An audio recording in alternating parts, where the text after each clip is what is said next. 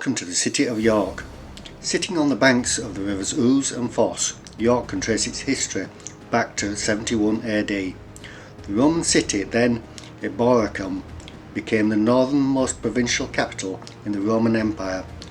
Constantine was declared emperor here in 306 AD. The walls around the city are mostly medieval, built on Roman foundations. However, some parts of the walls and bars still date back to Roman occupation.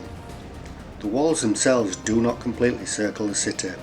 To the north of the city, where the River Foss runs, was marshlands, an impenetrable barrier for its time, so there was no real need for walls at this point. In 866 AD, different groups of Vikings formed a great army. They fought their way through England and finally arrived at York. They took over the Anglo-Saxon town and decided to stay. The Vikings changed the Anglo-Saxon name from Oforic to Jorvik.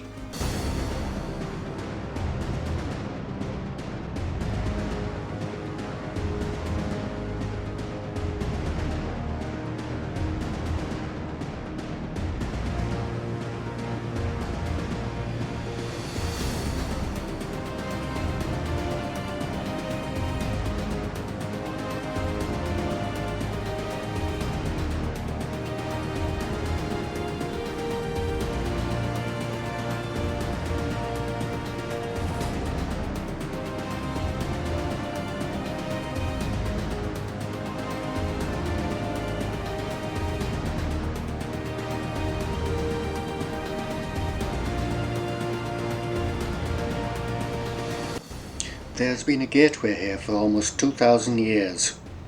Roman legions marched through it northwards to present-day Scotland.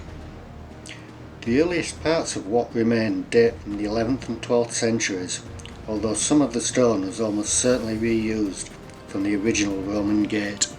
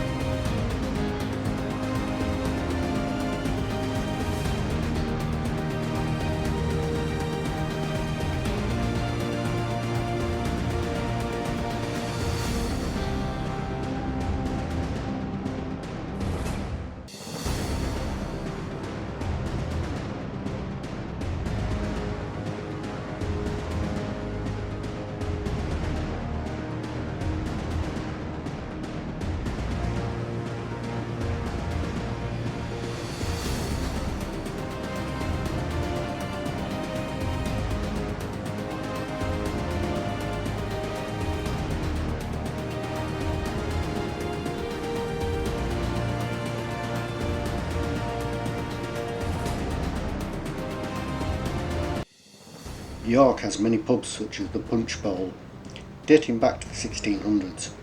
It it is reputed to have at least 3 ghosts. This pub, the Guy Fawkes Inn, is the birthplace of Guy Fawkes, but there again, that's another story for a different video. The Shambles is a fine example of a medieval street. Looking at the closeness of the buildings, it's little wonder how the Great Fire of London in 1660 spread so quickly. Those ornate looking cobbles along the road would have been not much more than an open sewer. Today, people from all over the world enjoy visiting this street in particular, but York as a whole.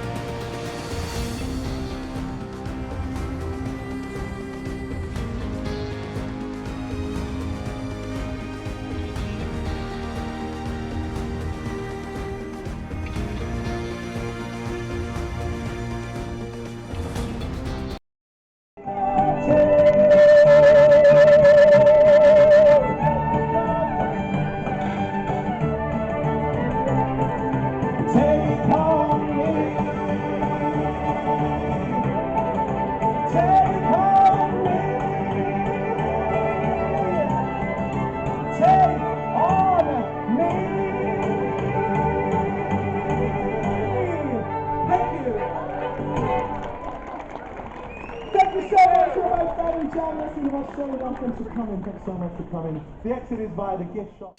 York Guildhall is one of the finest guild halls in the world. This was the home of the Company of Merchant Adventurers of the City of York since 1357.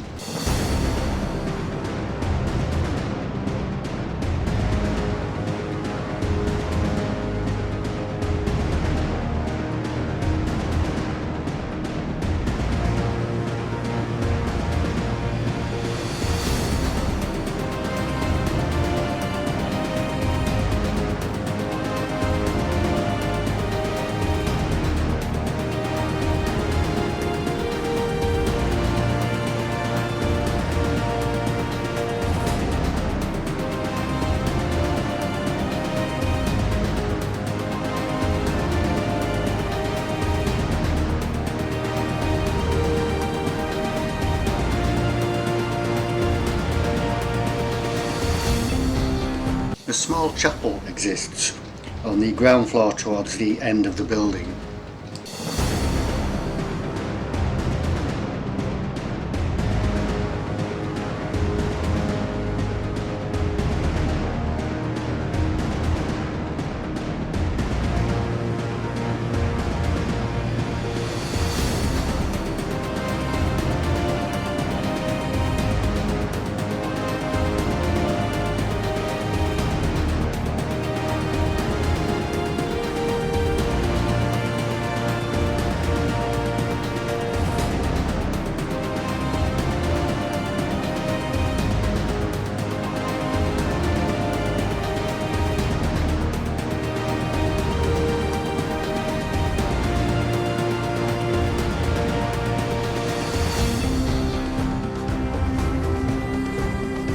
An 11th century timber tower on top of the earth mound was burnt down in 1190 after York's Jewish community of some 150 people was besieged by an angry mob and committed mass suicide.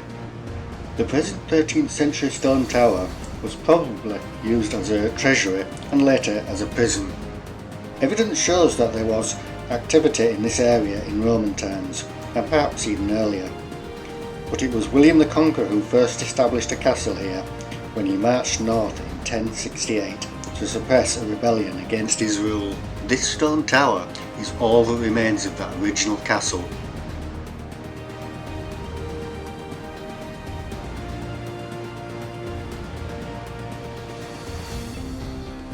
As we look across from Clifford's Tower, we can see the Castle Museum. This is one of York's finest museums and is well worth a visit.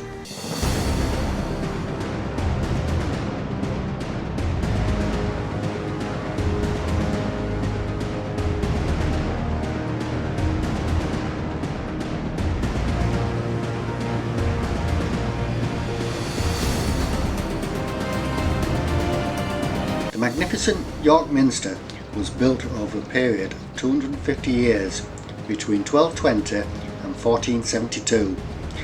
As a natural centre of the Church of the North, the Minster has often played an important role in great national affairs, not least during the turbulent years of the Reformation and the English Civil War. In 1967, during restoration works, it was discovered that the central tower was close to collapse.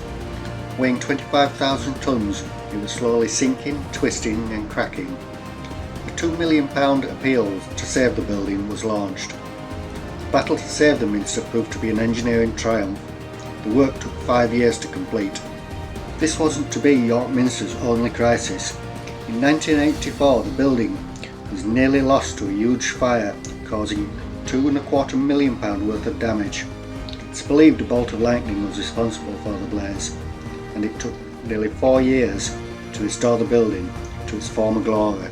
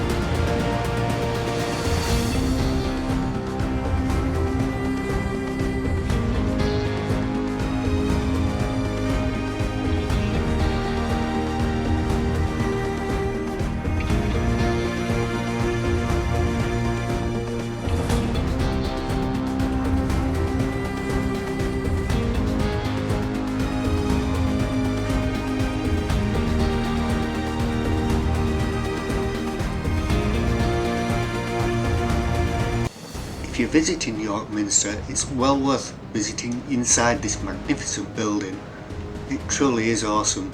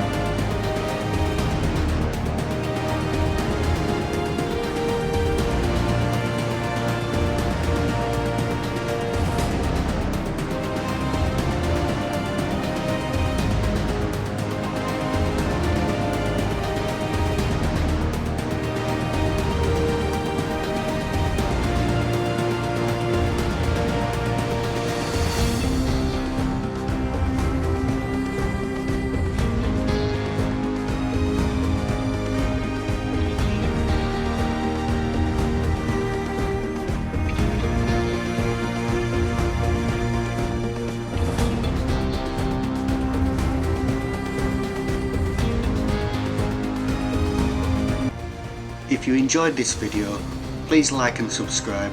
It really does help my channel to grow. Thanks for watching.